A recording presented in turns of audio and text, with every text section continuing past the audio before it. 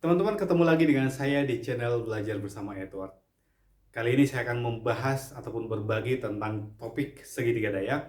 Tujuan daripada akhir video ini ialah teman-teman bisa memahami dengan jelas apa itu segitiga daya dan kemudian bagaimana hubungan antara ketiga daya tersebut.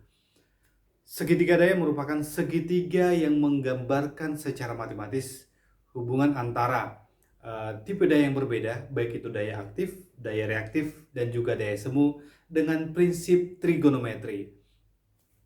Ini adalah segitiga daya yang dimaksud, yang mana daya yang horizontal ini adalah daya aktif dengan simbol P. Daya aktif adalah daya yang benar-benar digunakan oleh suatu beban listrik untuk mengoperasikan beban listrik tersebut. Kemudian Q ini adalah daya reaktif. Pada dasarnya daya reaktif ini ada dua, daya reaktif induktif dan daya reaktif kapasitif. Nah, di gambar ini adalah daya reaktif yang induktif, yang mana Q-nya ke atas. Kemudian kalau Q-nya ke bawah adalah daya reaktif yang kapasitif. Sehingga kalau dibuat seperti ini bentuknya seperti ini ya. Nah, jadi Q-nya ke bawah. Nah, ini adalah Q-nya ke atas. Seperti itu.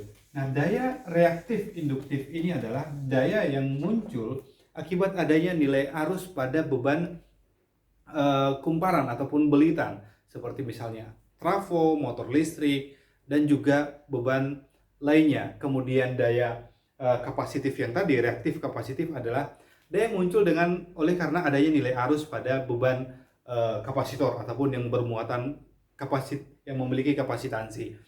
Nah, berikutnya adalah daya semu.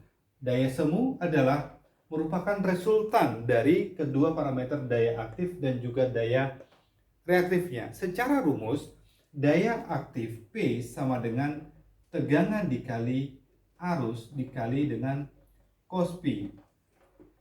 Kemudian secara rumus daya reaktif adalah tegangan dikali I dikali dengan sinus V.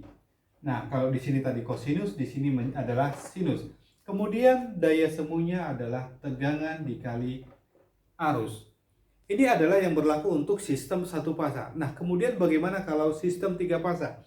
Pada dasarnya yang berubah adalah seperti contoh ini ya, P sama dengan akar 3 dikali tegangan line to line ataupun fasa to fasa dikali I dikali dengan cos P.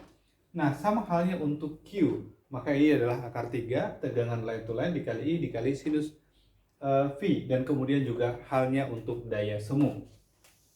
Seperti itu. Nah, yang tadi resultan ya, daya semu merupakan resultan antara parameter P dan Q, sehingga dapat disimpulkan bahwa nilai S adalah akar dari P kuadrat ditambah dengan Q kuadrat. Seperti itu. Dan kemudian nilai P yang ini ataupun sinus P ini, P adalah sudut antara daya aktif dengan daya semunya. Nah, di sini adalah V. Dan kemudian V ini juga adalah merupakan perbedaan sudut antara gelombang tegangan dan juga gelombang arus. Seperti itu. Kemudian kembali ke judul segitiga daya, yaitu segitiga yang menggambarkan hubungan antara ketiga daya ini dengan prinsip trigonometri. Sehingga kita berlakukan prinsip trigonometri itu ya. Kalau dibuat kosinus Pi, walaupun ini sudah muncul ya, kosinus Pi, maka kosinus Pi sama dengan P per S. Prinsip trigonometri pada segitiga ini. Kemudian, untuk kalau diambil nilai sinusnya, maka sinus V adalah, kita buat di sini, maka sinus V adalah Q per S.